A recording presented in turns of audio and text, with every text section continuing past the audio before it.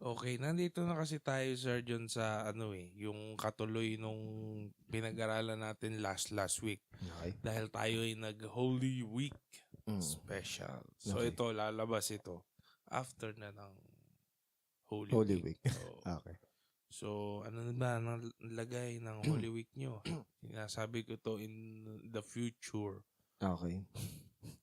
Hindi, maganda naman yun. Na-discuss naman na natin. Although na-discuss Yes. naman na natin siya, okay ba na gusto mo ba siyang gawin yearly?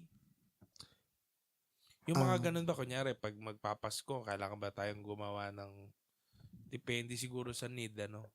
they're good reminders Mm, para ma-refresh tayo, ma-strengthen yung ating commitment. Pero iba pa rin kasi yung daily nagwo-walk tayo dun sa Word ni God. Iba pa rin kasi yung daily is nare-refresh tayo dun sa bakit nga ba tayo nandito? Bakit tayo bumabangon? Bakit tayo nag-a-abide? Yun. tayo bumaba. Ano yung goal natin sa spiritual life natin? Iba pa rin kasi yun eh. Yung araw-araw talaga. Yes, iba pa rin kasi yung araw-araw compare sa occasional lang. Yun. Hindi, yun nga siguro naging problema kasi nga, ako kasi lumaki kasi din ako na tayo, no, habang tumatanda tayo. Mm. So, ginagaya lang din naman natin nakasanayan. Yes. So, kung gagamitin natin lohika lang, mas maganda talaga araw-araw. Diba? Kesa yung sa birthday mo, doon ka lang magsisimba. Sa Holy Week, doon ka lang magpapabasa. O, pabasa yan. O kaya doon ka lang, di ba? Uy, santo-santo ngayon, bawal lang bastos. Parang kanina. O ganun, meron nag-joke na medyo green. Ay, santo-santo pala ngayon.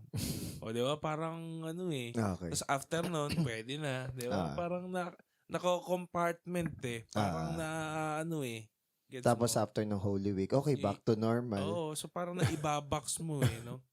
Yung, tama ka, reminder, okay. Pero hindi siya yung nagiging nagiging excuse dun sa mga normal na araw na Kaya, hindi magpakatino.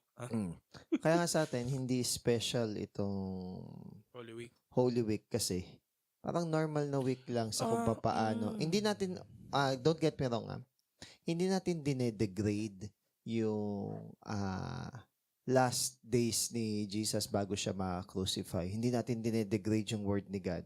Ang pinapoint out lang natin is daily yung Sana. pag-abide, daily yung pag-repent, daily yung pag-obey. Yun ang pinapoint out ko. So, sabi nga, merong tao na sinasabi niya na itong araw na to is banal. Then para sa kanya, yon is banal. Pero may mga tao na everyday is holy. Then, everyday is holy para sa kanya. Ayan. Yun ang disadvantage kasi nun. Pag merong special day ka lang. So parang baka maging hypocrite ka naman. O baka maging problema mo is sa pag-practice nung faith mo. Di ba? Kasi parang, special day to. Ano to. Kaya nga merong may theory sa mga birthday di ba? Parang kapag birthday mo, ang taas ng expectation mo na sumaya. Kaya pag di na-meet, ang taas ng expectation, ang taas din chance malungkot ka. Kunwari, Diba? Pero kung normal day mo naman yun, walang nagbumati sa'yo, wala. Normal day.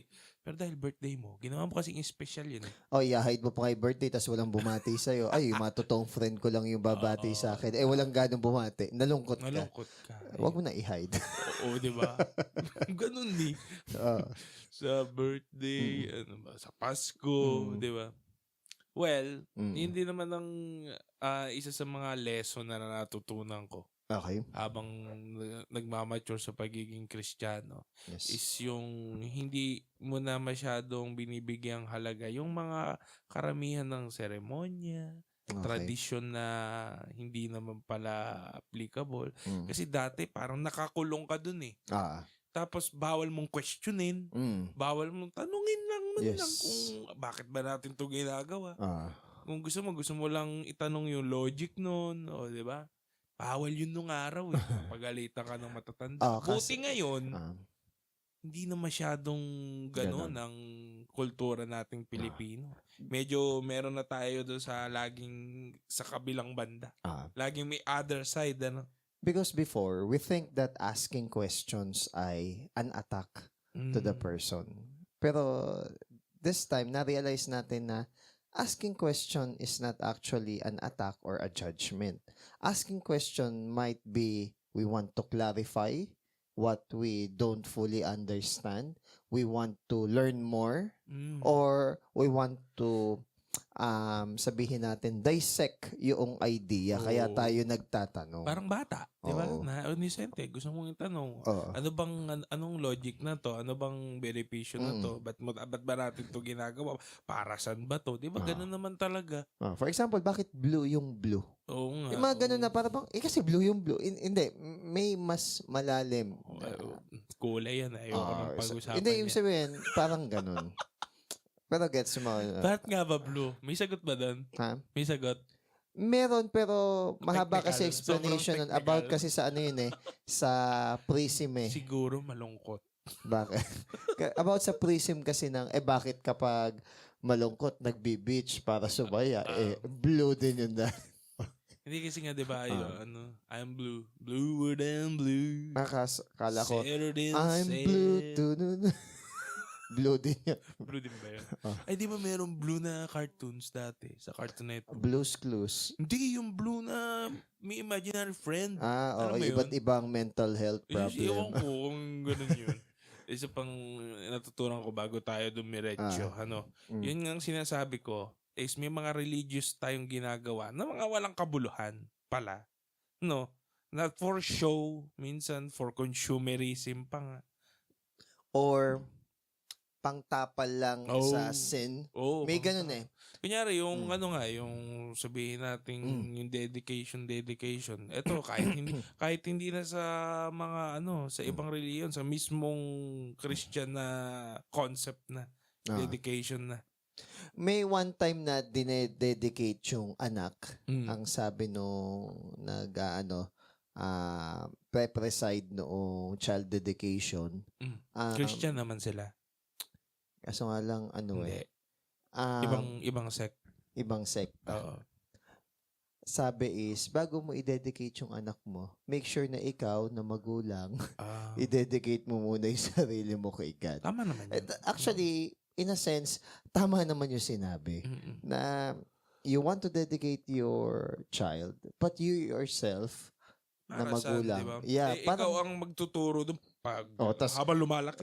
You want to dedicate your child pero ikaw hindi ka dedicated kay God. Ala din siya. Tama yun. May diba? point naman talaga. Yun yung nakakatawa eh. Magde-dedicate tayo ng sasakyan, ng bahay. Hindi naman natin pinapagamit sa Diyos. Di ba? Ganun. Exactly. So, minsan for lang eh. For show. For show, protection lang. Or para tignan tayo na okay tayo ng ibang tao. Yung para isipin na ibang tao na okay tayo spiritually when in fact hindi talaga. Yun yung mahirap tulungan yung nagpuput off ng facade na eto ka or nagpuput off ka ng image na eto ka pero deep inside hindi ka talaga yun. May duality. Yes, may duality na tinatawag. Okay. So, eto, para lang magkaroon tayo ng maayos na thought pattern sa pag-uusapan natin. Okay. Nung nakaraan sa Ephesians 4 pa rin naman tayo. Yes. So yung unity na pag-usapan natin yung unity nung mga last week, no? And then after na to, ang pinag-usapan natin yung natatandaan mo yung fivefold na 4 lang pala. Yung ministry. Na yung mga pastor, di ba? Yung mga teacher, apostles, prophets, evangelists, teachers, and pastors. Mga sila, gifts sila sa simbahan. Hindi sila para maghari-harian doon. Di ba?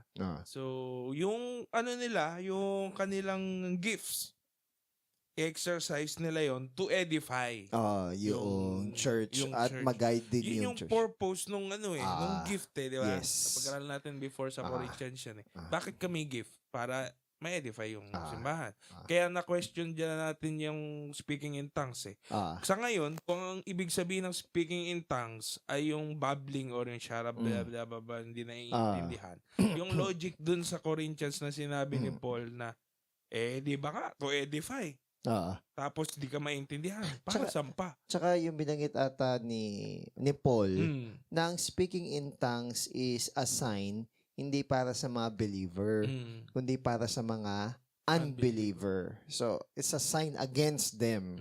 Yun. Hindi, para lang malinaw. Kasi may mga ibang mga churches na nagpa-practice nga, sinasabi nilang speaking in tongues. Pero wala naman nag-interpret. Oo. Ayan. At yung meaning nila ng speaking in tongues is yung basta babbling lang, hindi. So ako, naniniwala ako na yung sinasabi dito ni Paul is sa tingin ko, ano siya real tongue siya real known language. Real language Kunyari, dialecto, di ba? Parang Bisaya, di ba? O Pangasinense. English. Ano ba sa Japanese? Ano ba? Sa Japanese, Nihongo. Ganun. Iba't ibang klase ng wika. Yung sa ibang translation, ganun wika. Tongue. Native tongue. Mother tongue. So, yun naman yung take ko doon. So, sinasabi namin to dahil galing din kami doon. Naniwala din ako doon. Yes. Di ba?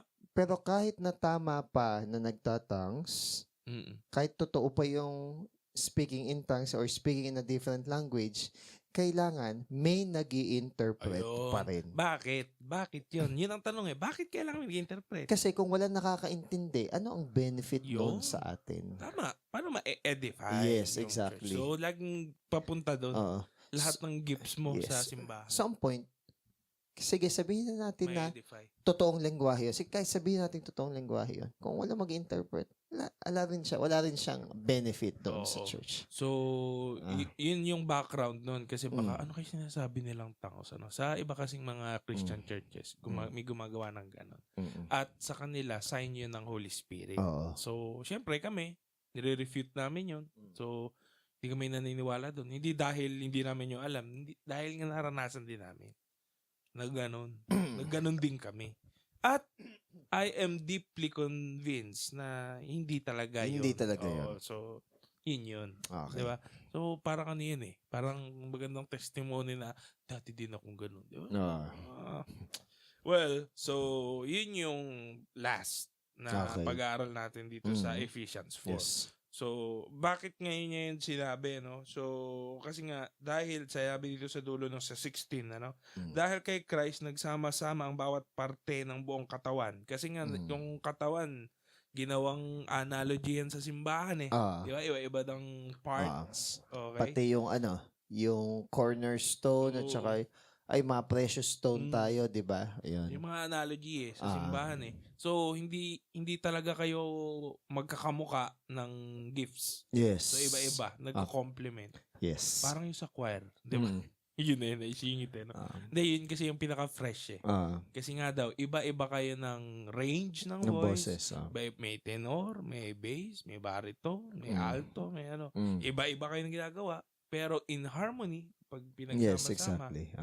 Maganda. So, yung sinabi dito, kung maayos ang kondisyon ng bawat parte, then, healthy yung lumalaki at tumitibay ang katawan. Yes, exactly. So, kung pupunta naman tayo sa, sa mga tsuri nung araw, mga tourist, parang functional tsuri, parang gano'n, di ba? What about? Yung system, yung kailangan, yung isang tawag dito, isang member ng organization o ng system, alam niya yung function niya, ginagawa niya yung function niya, tapos makikita na yun as a whole. So, yun yung parang theory na yun Parang bigger picture nun, yun. Okay. So, yun din dito sa simbahan.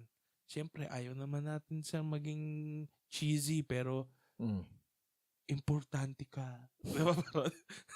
Kasi sa tingin mo, hindi ka importante. Importante ka in a sense na... So, meron tayong duties and responsibilities na kailangan gawin sa loob, na i-contribute. Okay? So, kumbaga, parte ka nun. Kasi ang hirap sa simbahan, kunyari, ikaw lang yung tawag dito, kuha lang ng kuha. Mm. Di ba? Saka, yun din yung naging lesson natin before eh. Mm. Ewan ko, this last week siguro. Mm. Na kapag tayo, pumupunta tayong simbahan, hindi, di ba nag-worship tayo kay God? So, hindi yung kung ano bang makukuha ko. So, kung ano Yes. yung maibibigay kung Ah. ganun dapat ang Mm. mindset sana. Tsaka yung yung parang, ewan ko kung alam to nung marami, pero common to eh. Nung na-realize mo yung kabutihan na ginawa sa'yo ng Diyos, it's very common na ikaw, tumanaw ka ng utang na loob at ibalik yung goodness or kindness, maybe in a different way sa pamamagitan ng pagtulong sa ibang tao. Bukas kasi i-share ko yung last na means ng grace eh. Baptism. Pero at ito spill ko na Okay. although late naman to eh. Saka tayong dalawa naman. Tricky yun eh. Buti nga napunta yung last eh. Tricky kasi yung means of grace na yun. Kasi pwede siyang maging legalistic. Okay. Tungkol ng, magkakagrace ako pag magpe-pray ako. Pag nagbasa ako ng Bible, magkakagrace ako. Ang pinakadalawang tricky dyan, yung dalawa. Yung communion at baptism. Kasi yun yung seremonya na tiray eh. So pwede na lang, kailangan ko magpabaptize para maligtas. O kaya, kailangan ko mag-communion para maligtas. Okay. So hindi. So, yun yung tricky dito is, means sila ng grace, yes. Pero isa lang talaga ang means ng grace. Faith. Faith lang talaga. Kasi kapag hindi, ang ginagawa mo hindi by faith, isa sin, di ba? Okay. Yun man ang sinabi. So, kung ginagawa mo silang lahat by faith, walang problema. Okay. Pero, kapag naging pabaligtad siya, tulad ng sinabi ko nga, pag naging legalistic ka, or tineknikan mo, ayan, doon magkaka-problema na. Okay. Kasi hindi na siya by grace. Pag pwede mo doon na magkakaroon ng problema. Di ba? Doon ka na magagalit kapag merong iba na basta. Okay. Laging ganun. Ay! Amulan na nga natin. So, 17. So, ito, medyo, medyo mahilab-hilab. So, try namin na sumunod sa oras.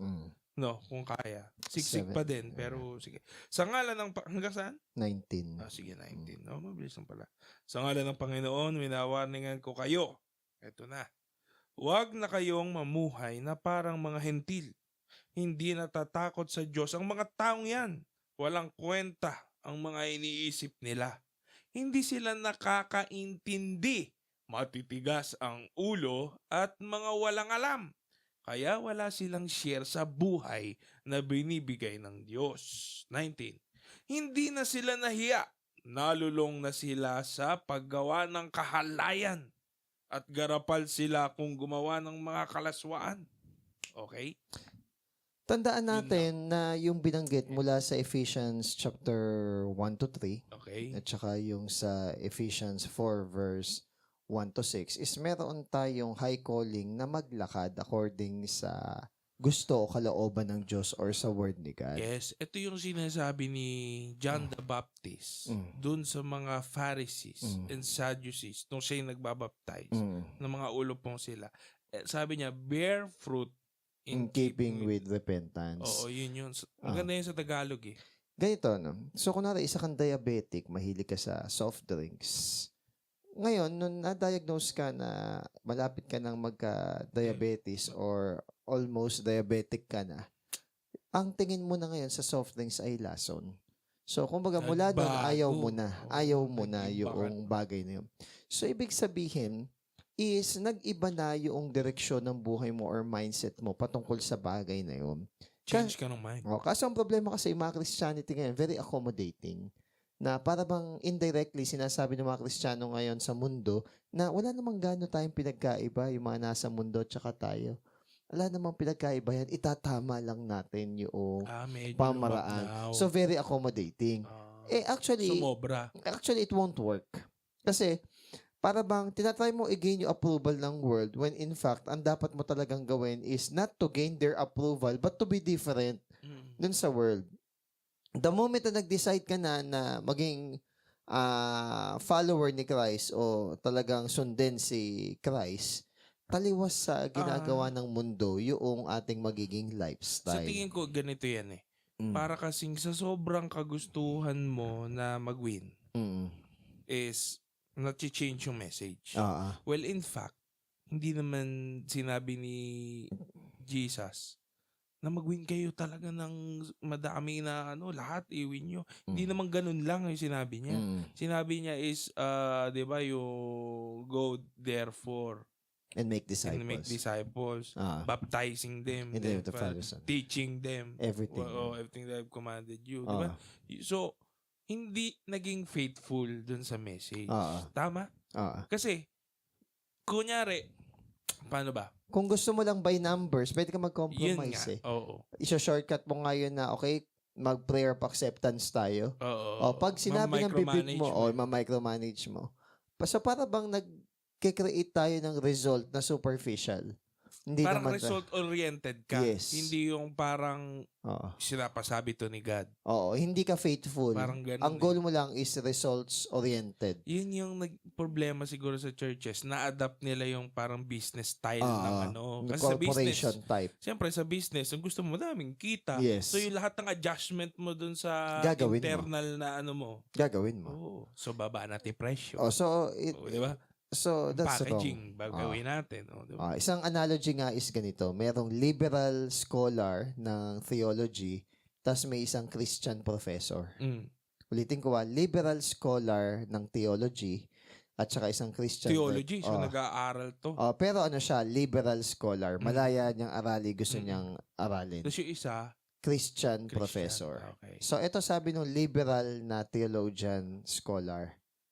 Tatawagin din kitang scholar kung tatawagin mo kong Christian. Tanong, compromise ba yun? The answer is yes. Just because sinabi mo na mahal kayo ni God, so kailangan tanggapin mo sila or sabihin natin na tama yung kasalanan nila.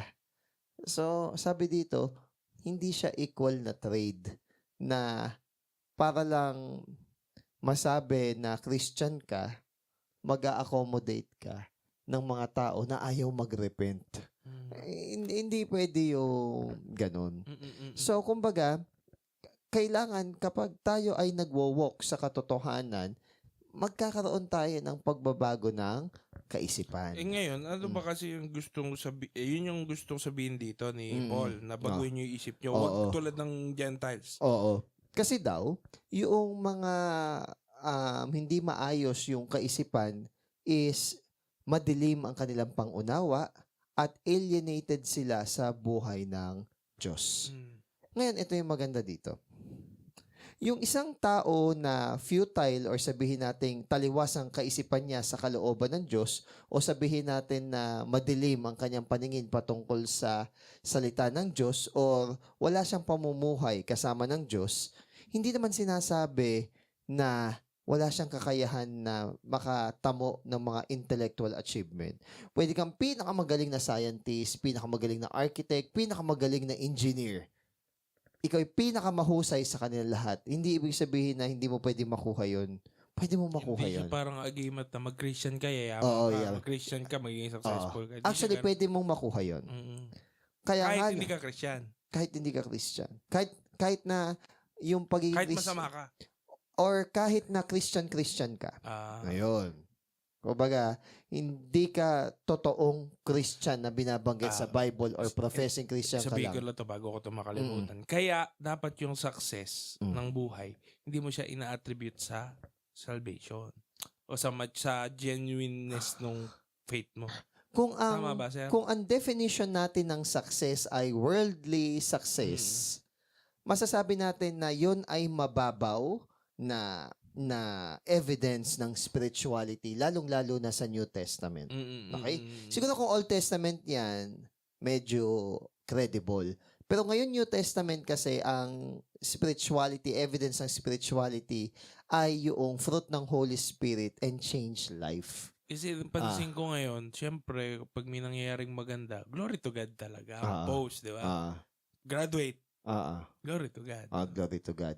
But do recognition. Glory to God. But do we glorify God every day? Paano nga? Kunyari, yung ginagawa sa kanila noon, yung pinapatay. Ano na? Pinapatay si Lee. Oh. Glory to God pa din, di ba? O, yun yung totoong glory to God na even unto death, hindi mo dinenay yung faith. Ngayon mo gawin nyo, mababash ka. Oo. Di ba? Mm. Kunyari, lumindol. Mm. Tapos nag-glory to God ka. Mababash ka. Mabash ka, no? Mm. Pangit yun Okay, may namatay. Mm. Na Christian. Okay. Sa kanyang faith. Glory to God. Patay. Lahat is for God's glory naman talaga. And mababash ka, no? hindi ito matanggap ng ibang tao because they are trying to put the description of right morality kay God. They are creating their own version of God na dapat kung si God is moral, ganito yung gagawin niya. So we are trying to be God over kay God. Not knowing na isa sa pinakamataas na attribute ni God is yung kanyang sovereignty. Gagawin niya kung ano yung gusto niyang gawin.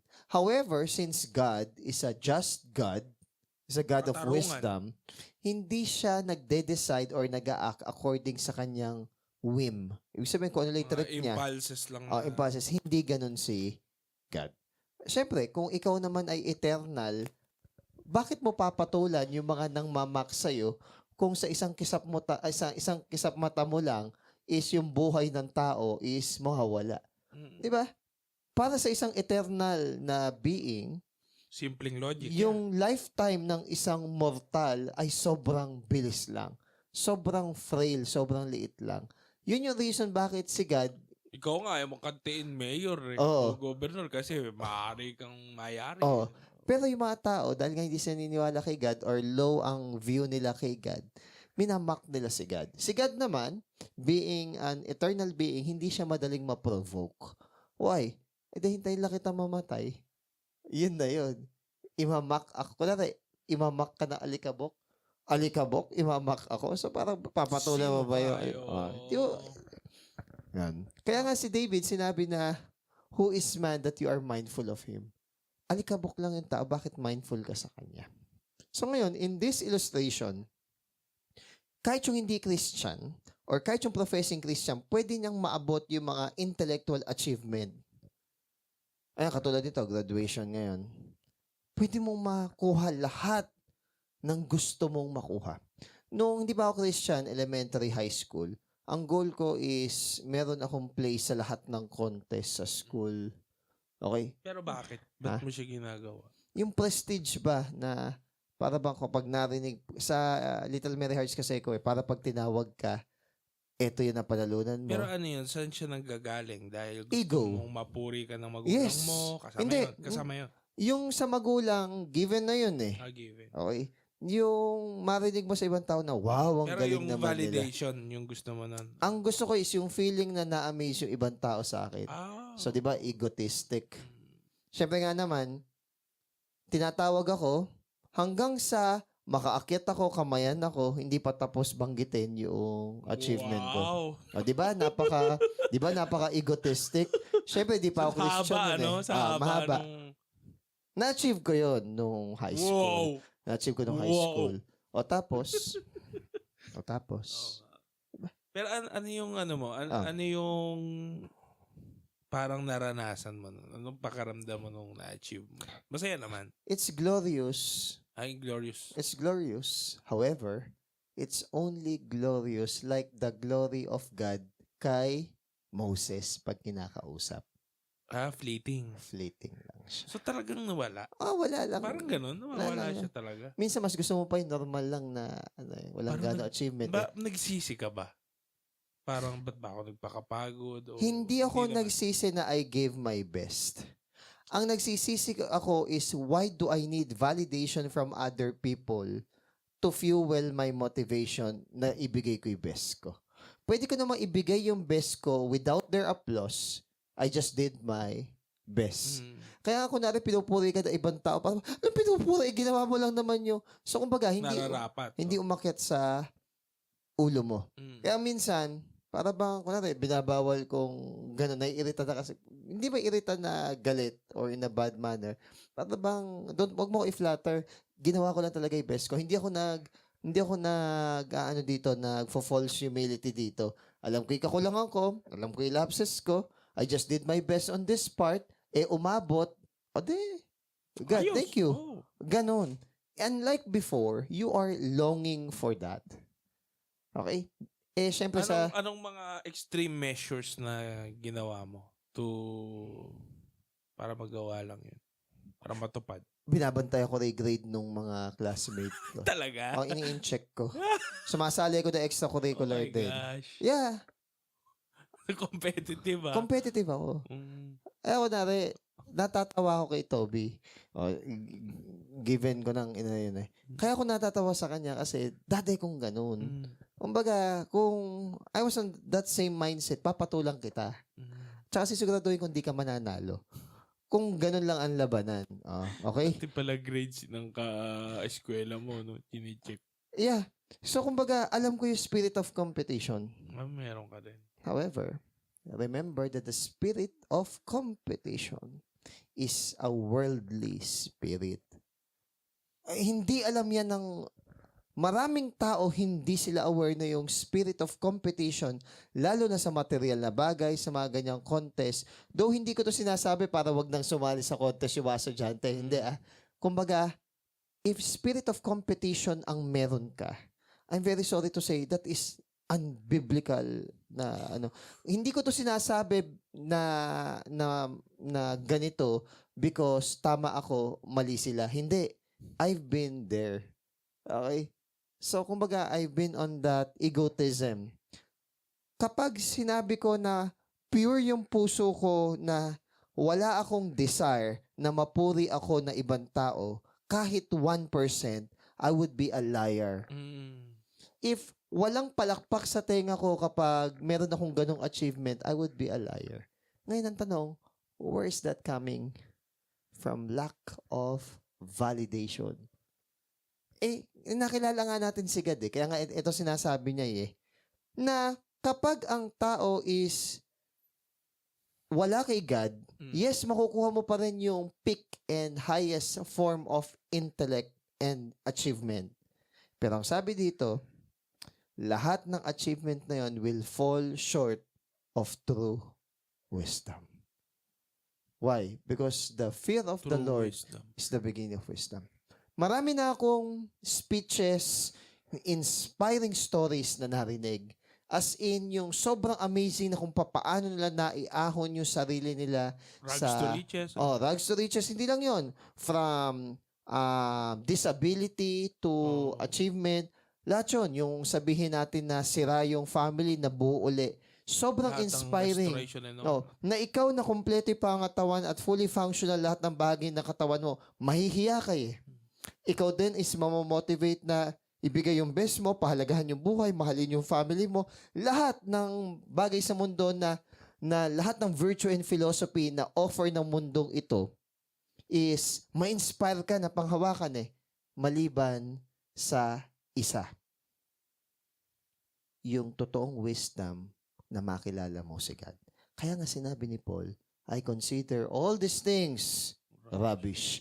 Take note yung isa sa mga sinabi niyang rubbish is yung kanyang religious achievement, which is very close kay God because it's tawag dito, knowledge ng law ni God. Pero you miss out kung sino si God. How much more pa yung mga tao na never na-include yung focus kay God dun sa kanilang mga story. Mas nakakakuan yun. And late ko nang naintindihan, siguro mga 17 or 18 years old na ako nung may nag-share sa akin na pwede mo maabot lahat ng between. Okay? Pero hindi ka makakaabot sa langit. Pwede kang makapasok sa lahat ng mga daan patungo sa ulap, pero sa mismong langit, hindi ka makakapasok. Pwede mo makita yung langit, pero hindi ka makakapasok. So, ano yung point? Pwedeng maintindihan mo yung lahat ng misteryo ng Biblia, pero hindi mo pa rin mauunawaan kung sino si Jesucristo. Yun yung pinakamasakit. How much more pa kung hindi mo pinapahalagahan si God? Minsan head knowledge nga lang Alam mo kung ano pa yung nakakatakot? Ina-upload ng mundong ito yung lahat ng mga inspiring na stories natin. Yung sa family, yung kung paano, hindi ko sineshade or hindi ko dinedegrade Kumbaga, matik lang kasi na pag wala si God, ala kasi siyang bilang. I'm very I'm very sorry. May post nga ako last 2017 na yes, mabuti kang magulang, yes, nag-provide ka sa iyong mga anak, pero pag wala si God sa buhay mo, ala siyang meaning. So what I am saying, be careful of too much knowledge na wala si God doon. Kasi magfe-fade lang din siya. Sana maging lesson yung sinabi ko na yes, I graduated with flying colors. Marami din akong achievements. And then, it didn't make me a better Christian. May cake ka namang sabihin. It didn't actually make me a Christian, by the way. A better person. Siguro a better person on that arena, but not a better Christian.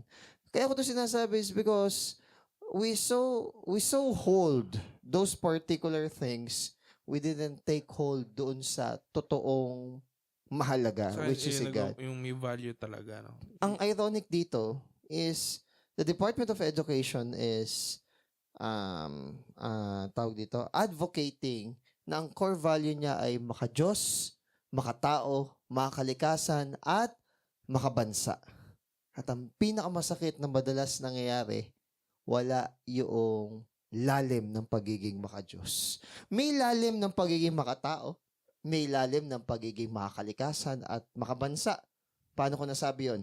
Makatao, pinag-aaralan talaga yung personal development, yung philosophy of man, yung psychology ng person. May lalim yung pagiging makakalikasan kasi pinag-aaralan yung DRRR, yung waste management, pinag-aaralan yung sustainable na mga resources. Malalim din ang pagkakaalam natin sa makabansa. Kasi nalalaman natin na hindi lang yung basta pagkanta ng lupang hinirang, yung tamang posture, may bagong Pilipinas pa nga tayong kanta, meron pa tayong mga hymn sa kanya-kanyang eskwelahan, pagiging loyal sa ating alma mater. Pero pagdating na sa pagiging maka-Diyos, walang lalim. Wala bang turo talaga sa DepEd? Baka dahil ang meron, edukasyon, yes actually. Ano sila? Parang, edukasyon sa pagpapakatao. Yun na siguro yung best. Siguro sa mga Wesleyan, merong Christian living. Kasi ang problema sa Christian living, parang historical and academic yung approach. Remember that the fear of the Lord is the beginning of wisdom. Now, para ma-close ko na itong part na to, ang sinasabi dito is, huwag na tayong maglakad ng katulad ng mga tao na wala sa Diyos. Ano daw ba yung karakteristik ng mga tao na wala sa Diyos? Bulag. Ignorante. Yung kanila mga ginagawa ay moral failures like licentiousness, okay? Uncleanness and greediness. Sir, ano ba yung licentiousness? Ito yung mga tao na wala ng control sa sarili, walang hiya. Walang hiya-hiya. Kasi ang isang makasalanan... Kasi nga parang lisensya na. Kasi yung isang makasalanan, tatakot pa yan eh. Yung kunwari nangongopya first time, tatakot pa. Yung mangongodigo, tatago pa yan eh. Kasi ayaw mahuli eh. Pero yung taong garapal, lalo na yung mga korap, okay, sa ahensya ng gobyerno, huli na. Obvious na. Masasaktan pero ala lang. Kaya nga sabi nung kausap ko, hindi ka pwedeng patuloy na nangongorap sa gobyerno kung hindi makapal ang mukha mo. Kano isang kausap kasi ko. Alam na eh, no? Which is, nung binabasa ko to, itong sabi, a sin that flaunts itself. Pinagyayabang yung sarili niya. Throwing off all restraint and no sense of shame or fear. Walang takot, walang kahihiyan. Hayagan, inamin na, nakorap, hindi pa nahiya. So, ang tawag daw doon ay licentious. Pero madalas, part din ito noong sexual impurity. Pasok din doon yung uncleanness, yung karumihan. So, dun din sa area na yon, sa area ng sexual purity. Siguro nandito tayo sa panahon na ito na accepted, di ba? So, accepted yung premarital sex, di ba? Parang uploaded na nga eh. 2024 na, 2025 na, live-in muna. Now, this is the problem. So what if the whole world accepts you, pero God rejects you? Ano yun? Kung lalaliman mo yung reflection sa bagay na yun, o sige, walang mang-judge sa'yo, ayan na. Walang mag-shade sa'yo. Pag sinabi mang-shade, kung pag sinabi walang mang-shade, walang mga sarcastic remarks or negative remarks na parang pinatatamaan ka, walang ganon. Puro lahat ay feel good or positive. Sige, sabihin na natin na tanggap ng lipunan, tanggap ng korte, tanggap ng batas. Pero si God hindi approve. Di wala din. Ano pa yung sense? Di ba? Na we so much live this life as if it is a never-ending happy story. Pero after naman na to ay eternal na impyerno yung kalalagyan mo. Nonsense.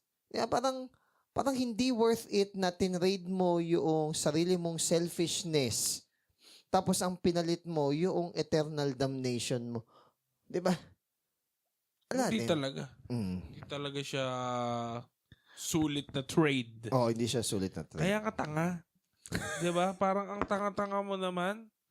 Bakit diyan ka yun yung parang nakakainis lang na rebuke. Kasi bakit ka nag-i-invest diyan, boy? 'Di ba? But the reality is many of us, because of the flesh, because of compromise, we tend to choose yung alam naman na nating mali. Because it gratifies our flesh. Yun nga. Saka kapag sinusunod mo yung puso mo, nabobobo tayo. Kapag ang heart natin ay hindi si Christ, it will lead us to deceitfulness. Mabobobo ka. Ngayon, ang tawag dito, hindi follow your heart eh. Diba? You have to guard your heart. Kaya nga sa Bible, hindi stupid or idiot ang ginagamit na term eh. Fool. Lalo na dito sa sexual sin na ito. Alam mo yun ba, nasa dalawang sin lang sinasabi sa Bible, natakbuhan mo. Okay, so yung isa ay yung sexual sin sexual. Ano yung isa? Yung isa naman is love of money. Okay. Greediness. Okay. Takbuhan mo. Okay. Kasi di ka pwede mag-play sa dalawa na yan. That makes sense. Okay. That's all. Yung sabi ni Zach Punin eh. Meron kang Leon. Ang alam ko lang kasi yung sexual impurity. Hindi ko alam na pati yung sa love of materialism, money, greediness. Kasi syempre, pag nandyan na, hindi. Kaya, alam mo, believe din ako dun sa brother natin, di ba? Wag na iyan na. Di ba? Believe din tayo. Hindi, kasi, nabibilib, ano yun? Di ba ka-signal lang yun? Dahil umuulan. Okay, sige. Nga ba, ano? Oy. Okay. And, nabanggit kasi si brother, baka yung ano niya, kapangyarihan. Okay. Hindi, believe ka din kasi sa mga tao na, kumbaga, may opportunity. Kasi, ba't ka naman mabibilib sa, hindi ako greedy eh. Wala namang opportunity. Wala ka namang, chance para maging greedy. Wala namang temptation. Ayun. So, sige, yun lang. Okay, 20 to 24. Hindi ganyan ang natutunan nyo tungkol kay Christ. Siguradong narinig nyo na ang tungkol sa Kanya at bilang mga disciples niya, tinuruan kayo ng katotohanan tungkol kay Jesus. Hubarin nyo na ang lumang pagkatao nyo, yung dati nyong pamumuhay. Okay. Iwan nyo na yung buhay na sinisira ng mga pagnanasang nanloloko sa mga tao. Dapat magbago totally ang mga puso at isip nyo. Tapos isuot nyo ang bagong pagkatao na kinreate na kagaya ng Diyos at nakikita sa buhay na totoong matuwid at banal. So, isipin mo na Old self? kakalaya mo lang after 20 years sa kulungan. Siyempre, ano yung una mong dapat gawin? Magpalit ng damit. Alam mo, ang suot mo pa rin yung may P. Orange. Yung orange, kasi may P na nakalagay. Di ba? Kahit sabihin natin na bago na yung pag-iisip mo o pananaw mo Pero syempre, yung mga tao, makikita na orange, sa payo nakalagay. Husgahan ka. Palit ka ng, I am not saying na lahat ng maayos manamit is okay, but I am saying na pwede kang maligo, pwede kang, hindi ko May sinasabi, factor yun. oo, pero ang sinasabi ko dito, hindi yung literal na pagpapalit ng damit, kundi yung hubarin mo na yung luma mo pagkatao. I-embrace mo na yung bagong Sir, identity. pag Christian ba, talagang ganun? Kumbaga, meron pa rin talaga siyang inclination do sa old self. Yes, doon ka sinanay eh. Doon ka nasanay eh. So, Tapos may flesh ka pa, no? oh, halimbawa, merong isang pusa na diabetic tas nagkasugat yung Pusang diabetic. ayaw mo naman tao, di ba? Okay, pusa na kasi may napanood akong reels na ganito. Okay. O kunwari, pusa diabetic.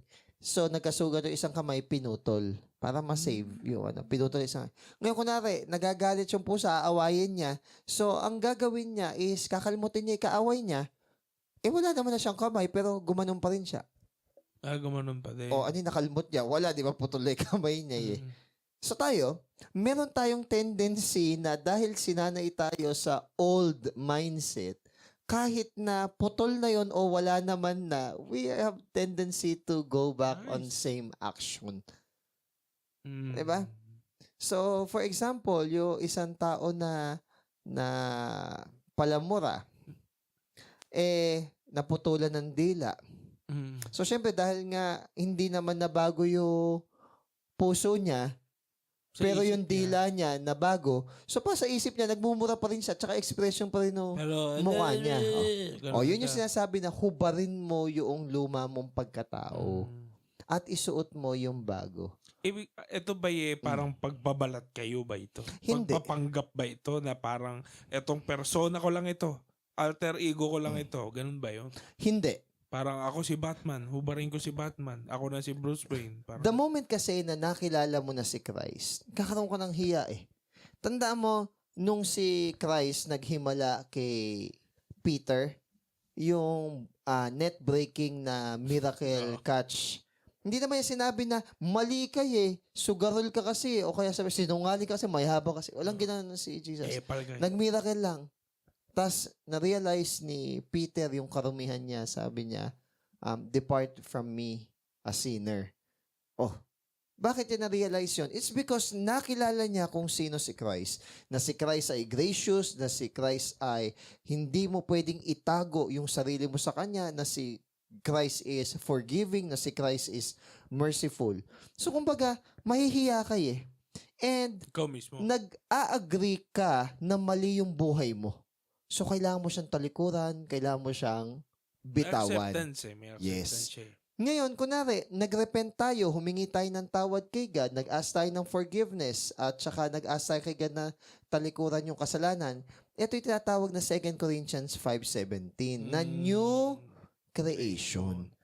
Kaya nga, malaya ka na, wala ka na sa kulungan, palit ka na muna ng damit. So, paano? Paano ba gagawin ngayon ng tao to? Renewing of the mind. Magbigay ka tayo, sir, ng mga practical na pwedeng gawin ng tao na Kunwari dati manginginom ka, tapos inaya ka uli. Dapat ang sagot mo na doon, no. Kasi hindi ka... Saka yun nga, ang mga advice ko dyan, syempre magbabago ka din ng environment. Mga kasama mo.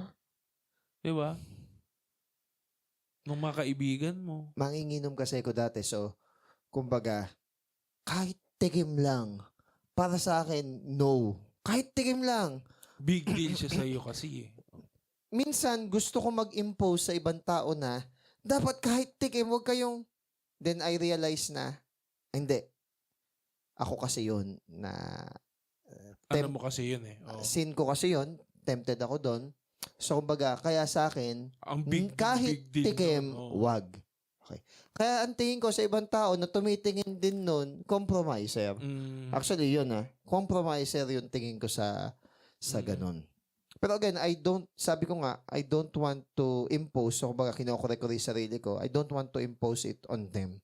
Pero kumbaga, minsan medyo na-off ako sa ganun, natitisod ako sa ganun. Bakit? Struggle mo kasi. It might be na much stronger kasi yung conviction ko dun sa ganung bagay. So, yun yung sinasabi ko na hindi ka na yun palamura. Konting kibot, magmumura ka. So, ito, ano ba to? Parang change ng attitude lang ba to? O... Hindi. Change of heart mo na to. Na-realize mo na mali eh. Nakita mo yung consequence na mali eh. Oo. Na-regenerate yung heart. Sa bagay, ang sabi kasi sa repentance, di ba, talikuran ng kasalanan at lumapit kay Kristo. Renewing of the mind. Hindi lang siya pagtalikod eh. Meron din pagsunod eh. Tsaka binabago, yung nag-renew ka ng mind eh, binabago mo yung kaisipan mo eh. O ito yung sinabi ni God, ito yung gusto mo, taliwas. Ba't kailangan mo sundin yung sinasabi niya? Kasi ito yung tama, ito yung benefit nito. So, kumbaga, binabago mo yung isip mo. Katulad nga nung denying din, no? Katulad nung umpisa kanina, yung Coke. O, di ba? Masarap yung Coke eh. May espiritu pa eh. Tsaka iba yung may ganun na, di ba? Ngayon, titikim ka ng Coke Zero. Ba naman yun, parang di naman masarap.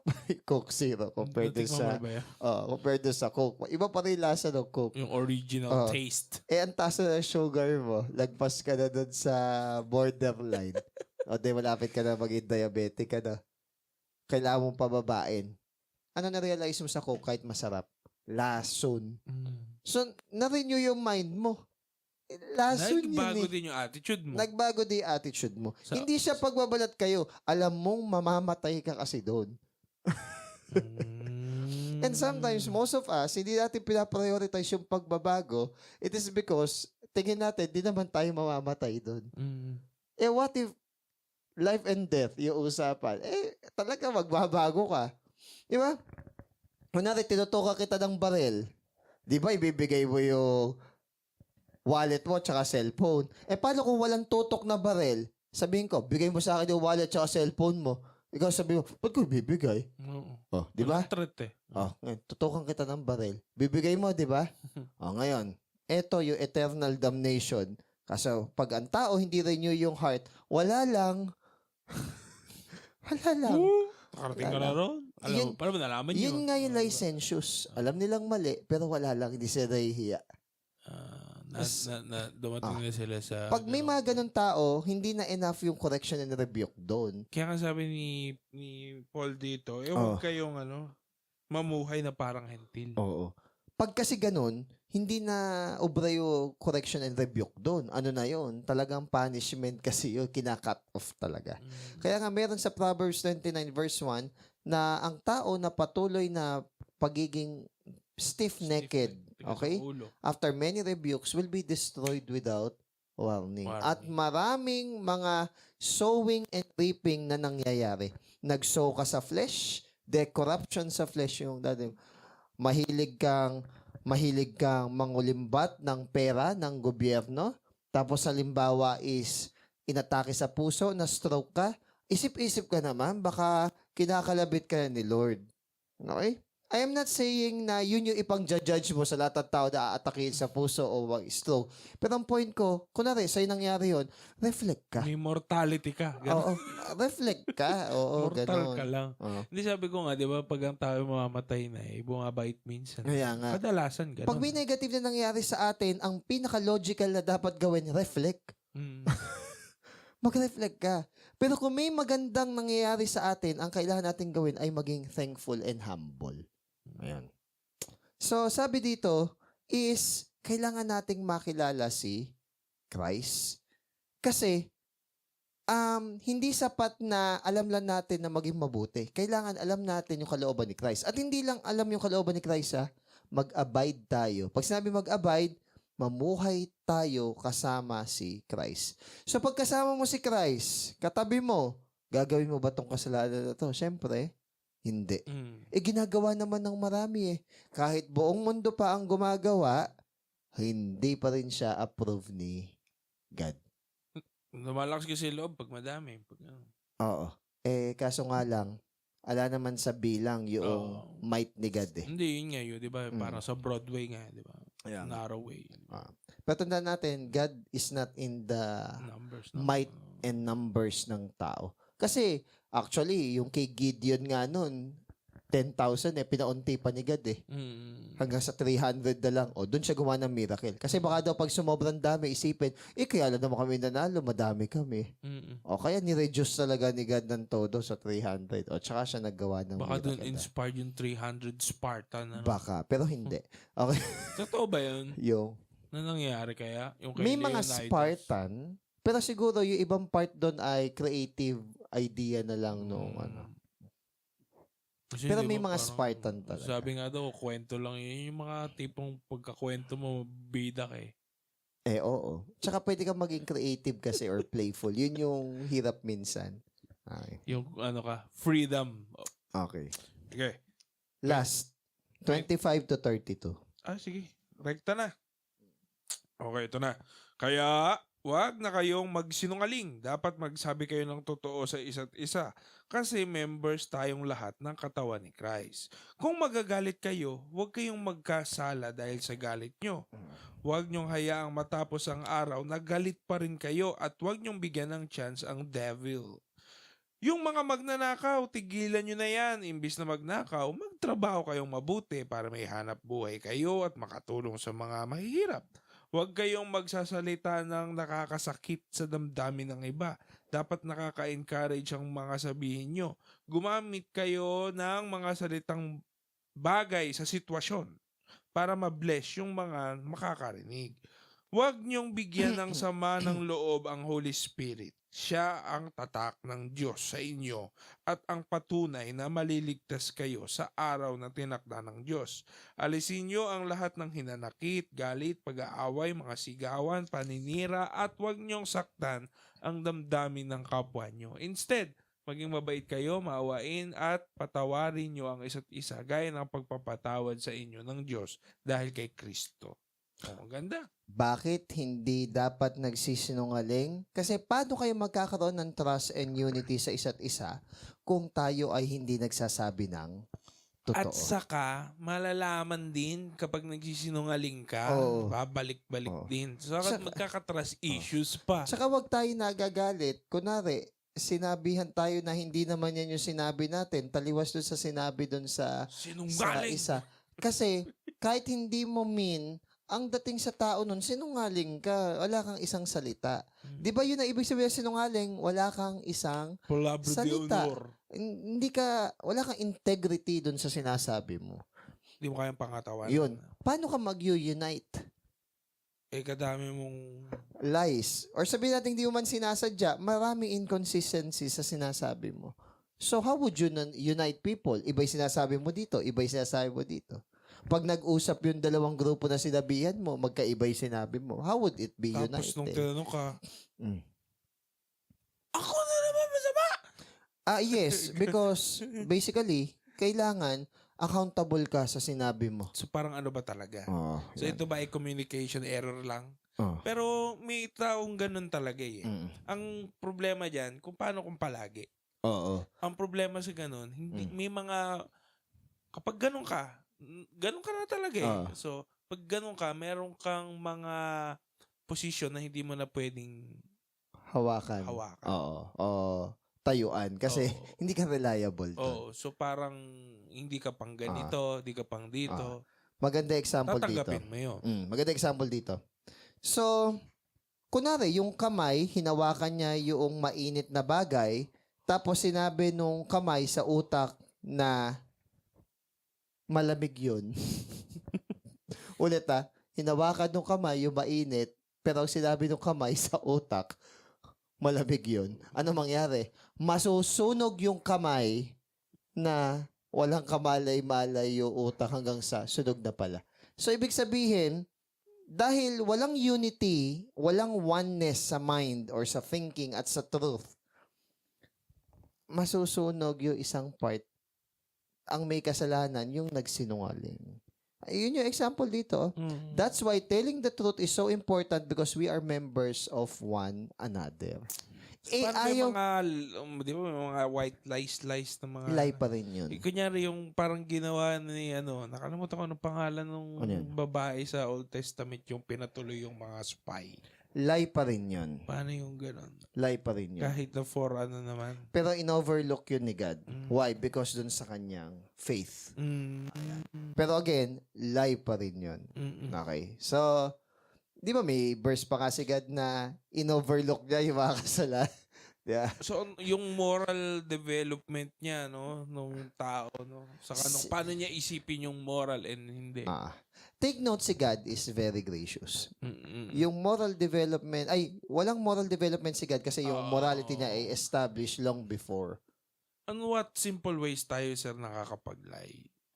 Kapag ayaw natin ng punishment, pag may pinoprotektahan tayong image, pag meron tayong tinatago, yun, doon tayo Yun ang napag-lie. kadalasan eh. Pag ayaw nating ma-ostracize, pag ayaw natin na iwanan ng mga taong mahal sa buhay, yun. Sisinungaling ka, no? Kinikip mo yung image mo. Ang masakit, alam mo naman na ala ka naman ng image na dapat ingatan. Kinikip pa. Alam, napaka-ironic. Sige. Next. Lying. Be angry and do not sin. Pwede ka nang maging angry, pero kasi pag yung anger napunta sa wrath, pumapasok na kasi devil doon. Kaya nga naglalagay tayo ng time limit na wag mong hintay lumubog yung araw. Kasi baka kapag masyado mong inalagaan, hindi na anger yung nararamdaman sa tao, puot na hatred. Yung hihinga na lang yung tao, galit ka pa. Para, yun nga ang problema, sir. Kapag yung galit daw tumagal, so pagtagal ng galit, hindi mo na matandaan. Kung ano talaga yung... Yung galit mo na lang ang natatandaan mo. Ang point... Inis mo na lang. Pero yung rason, hindi ka talaga pero nag-forgive. tayo nag-aaway. Parang ganun. Hindi ka talaga din nag-forgive pagka ganun. So, kailangan mabilis. Kailangan mabilis ang areglo din pala, no? Kasi ang gusto ni Satan, ma-divide yung so, sabihin, hindi ka dapat tatanim ng galit. Parang... kaso, hindi ka na nga honest. Ayan na. Tapos, nagtatanim ka pa ng anger. Sa bagay, yung mga ito, minsan nasa isang tao lang. No? Yun nga masakit. Hindi ka na nga honest. Tatanim ka pa ng anger. Tapos ito yung number 3. Sige. Let him who stole steal no longer. Ang magnanakaw, wag ka na. Ano ba na magnakaw? Siyempre, pag alam mo, pag nagnanakaw ka, galit ka rin pag sinisitak Pwede yan nasa isang tao. So, siyempre, pag nagnanakaw ka, saan po napunta yung budget natin sa ganito? Ganito, ganyan. Nagsinungaling ka na. Tapos number 2, dahil sinisita mo, grabe naman kayo magsalita. Napaka-sama naman na ugali nyo. Yun, galit ka na. And then number 3, nagnanakaw ka pa. Sa bagay, magkakarekonnecta. Ano? Kapatid ng sinungaling daw ang magnanakaw. At pinsan nila, magagalit. Kasi ganito. Di ba, kunwari, sa mga SOP, so... SOP na yan. Hindi kasi kunwari, pipirmahan na supplier 1 million, pero 700,000 lang talaga. Sa'yo na yun. Yung 300,000, sa'yo na yun. Di nagnanakaw ka. Nagsinungaling ka din. Ngayon. Ganun pala yun. So, parang pag nakadi-discount, parang ganun. Siyempre, pag bumaba... Parang sa'yo na yun. Siguro yun yung mga bata, akin sukulay mama, parang gano'n. Bilan mo ako ng ganito. Corruption starts at home. Yun talaga yan. Yun ang nakakatakot na katotohanan. Corruption starts at home. So, pag hindi yun naisawata sa bahay, hindi honest sa pag pwede namang maging generous, humingi na lang Pero ang sabi dito, let him labor. Magtrabaho ka naman. Makontent. Si Liam. Bakit? Ay, kay Liam. Ano yan? Sige. Kasi may chocolate sa rep. Okay. Sabi niya, gusto mo ba chocolate? Kuha ka doon sa rep, kuha ka. Kuha ka ng isa. Okay. Kumuha siya. Dami niyang kinuha.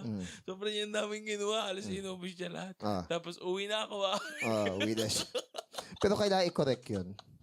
Sabi niya, isa lang. Ilay kinuha mo. Tanungin mo, ilay kinuha mo. Nakakatawa siya kasi ang problem kasi dito. Kasi bata siya, di ba? Pero kailangan niya, isa lang. Nakakatawa siya kasi parang bata, ganun. Pero hindi kailangan mo siya i-correct. Kasi paglaki, paano na lang?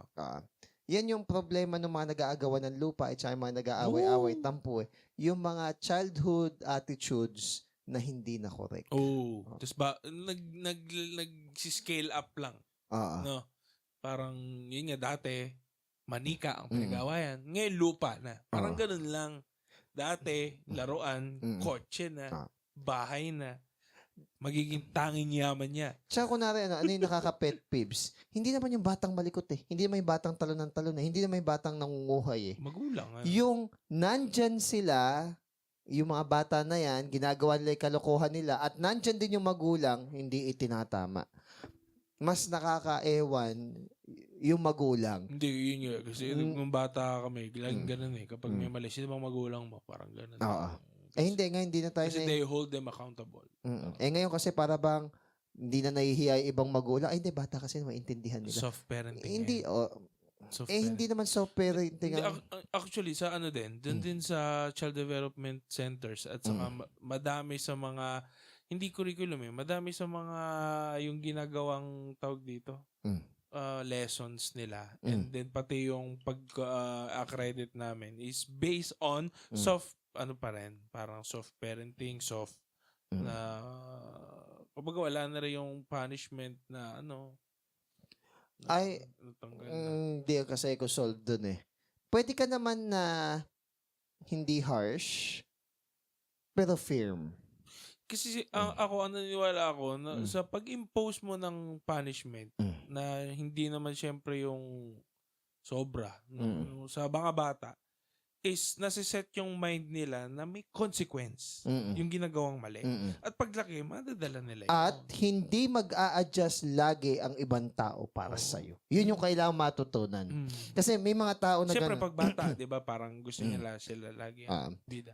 May mga tao kasing ganun na kinatandaan na nila, ganun sila, na para bang siya na may kasalanan, gusto pa, lahat ng tao yung manunuyo para sa kanya. Mali yun. Kasi nakasanayan mo ng ganun eh. O kaya, pwedeng lagi na lang feeling mo victim ka. So parang kapag may nag-arise na problema na na-off ka or nasaktan ka, akala mo victim ka uli. When in fact, ikaw ang victimizer. Hindi mo nakikita sa sarili. Kaya minsan nag-post ako sa Facebook na pag dumating yung time na hindi na tayo bulag sa ating sarili, na hindi na natin iniisip na tayo yung ginawa ng mali, kundi tayo yung mali, magkakaroon ng tunay na repentance. Ikaw, yung ibang tao, bayaan mo si God. Hindi yung... Unahin mo yung sarili mo. It's not making them. Di ba parang gano'n? So yun, sabi dito, magtrabaho ka. Yung iba, hindi satisfied sa sariling work. So magnanakaw, nagmamadaling yumaman eh. Ba't ka ba nangungurap? Gusto mo makabili agad ng kotse? Gusto mo makabili agad ng bahay? Gusto mo makabili ng... Yun yung sinasabi sa Timothy, na yun nagmamadaling yumaman, pierce themselves with many sorrow. Love of money na yun, hindi nila nakikita. Pero sabihin, ay okay lang kasi SOP lang naman yan. Walang legal basis ang SOP. Corruption, actually. Kaya nga may mga ano ngayon may, ano tawag doon? Documentary. Siyempre mali din pag nanakaw ka ng delata, diba? Ganito. Yun yung inaano nila document nila yung mga shoplifter.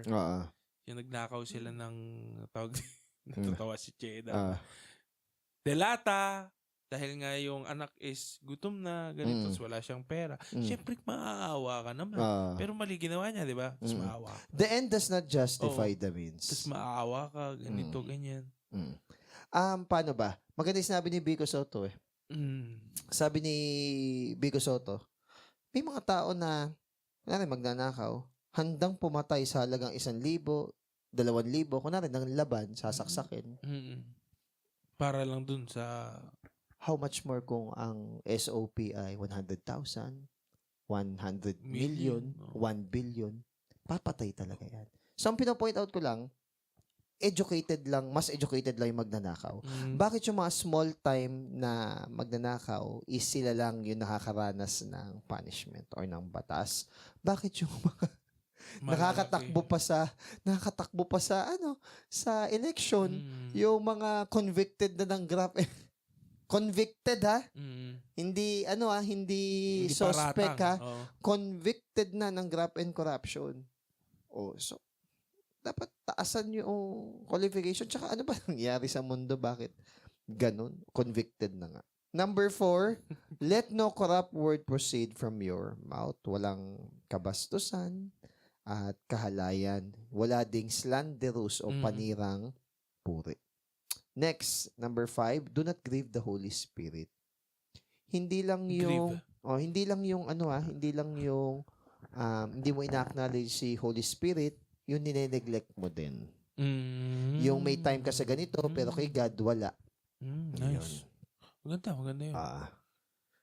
yun. Alisin daw lahat ng bitterness, wrath, anger, clamor, and evil speaking. Put away nyo daw lahat yun. Why? Kasi yung taong bitter, ayaw niya makipag-reconcile. Ayoko nga. Gusto ko suyuin niya ako. Hello? Gusto mo ba lahat? Yun yung lagi ko tinatanong eh. Gusto mo lahat ng tao mag-adjust para sa'yo? May mali sa'yo. O kaya parang baka ayoko nga. Bahala kayo dyan. Parang ganun lang. Oo. Galit-galit na tayo. Walang humility. Tsaka ang babaw ng ano mo. Kunwari, itatapon mo lang lahat ng friendship, lahat ng pinagsamahan, fellowship, itatapon mo lang lahat just because of wrong decision and wrong relationships na na-encounter mo along the way. O yun. So, you must also... hindi siya worth it. Ano pa? Be kind to one another. Be kind to animals. Dahil alam mo na naging mabuti sa'yo si God, ikaw din, maging mabuti ka sa ibang tao. Ganito siya. Just as God in Christ forgave you. Sabi nga ni Charles Spurgeon, kunwari, marami kang mga kung ano-anong, kasi. Pwede bang yung kasi mo, ma-summarize at mapagbigyan mo si God just using 3 words? For Christ's sake. Yun lang, sabi ni Spurgeon. Sakripisyo. For Christ's sake. Denial. Kasi, isa-isay natin na. Yan ang magandang penitensya. Oo. Hindi pwedeng pagpatawarin mo for Christ's sake. Bakit? Sinabi ba na patawarin mo at papatawarin ka rin ng Diyos? Hindi naman eh. Kasi pinatawad muna tayo ng Diyos. Di ba? He who is forgiven much, loves much. So, forgiven. Tapos na. So, si God, hinold back niya yung anger niya a long time until He forgives. He bears with us for a long time, though, lagi naman nating napoprovoke si God. God reaches out to bad people and attempt reconciliation with bad people. God always makes the first move in... Tignan mo. God always makes the first move in forgiveness. Siya pa yung nakikipag-reconcile sa party na hindi naman nila nare-realize na mali sila. Kapakahirap nito, pambihira. Ano pa? God forgives our sin, knowing that we will sin again in exactly the same way. Ano pa? God's forgiveness is complete and He grants adoption to former offender. God, in forgiveness, bore all sins and took the wrath and our guilt. Ano pa? Palaging nagre-reach out si God again and again, kahit na again and again nire-reach out siya. Kaya yung mga tao na hanggang sa dulo ay hindi na nampalataya sa Diyos, sila na may fault doon. Kasi, bigay na lahat eh. Oo, binigay na lahat eh. Ano pa? Walang probationary period to receive God's forgiveness. Sasayaw ka na lang. Next, God's forgiveness offers complete restoration. God puts His trust in us and invite us to work with Him as co-laborers. So, eto lang. Pag nahihirapan ka na gawin yung isang bagay, lagi mo isipin, for Christ's sake. Para kay Christ. So, ikaw, ano ang nahihirapan mo? Ikaw, ano ang nahihirapan mo na gawin?